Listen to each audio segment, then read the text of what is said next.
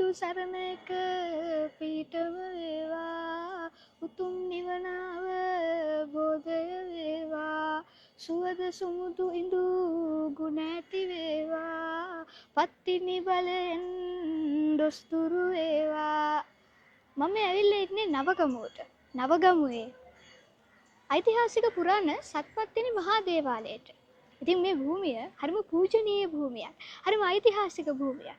කඩුවෙල ඉඳන් කිලෝමීටර් 4-5ක් ආවහම අපිට මේ ඓතිහාසික පුරාණ සත්පත්තිනි මහා දේවාලය හම්බ වෙනවා. හරිම ලස්සන නිස්කලංක ස්ථානයක ගස් කොළන් වලින් වටවෙච්ච ස්ථානයක තමයි මේ දේවාලය පිහිටලා තියෙන්නේ. ඉතින් හරිම පූජනීය භූමියක්. රකුදෙව සිරි උමාපතිනි පලිපුර වඩිනා ගමනේ යක්ෂණි හට බාර කළේ නරලොව සත හට දුකිනේ දුක් විඳිමින් තම හිමියන් දුසිත පුරේ වන අසනේ බක්මසවන් සියලු රෝග දුරලන් පත්තිනි සඳිනේ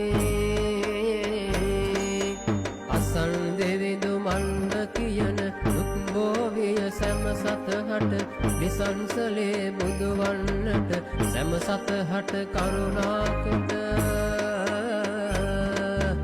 අසන් කැලුම් පැතිර එවිට මත බුදුවන අනුහසයට වෙසක් මහේ වන්නුවදුරු දුරලන් පත්තිනි බලයට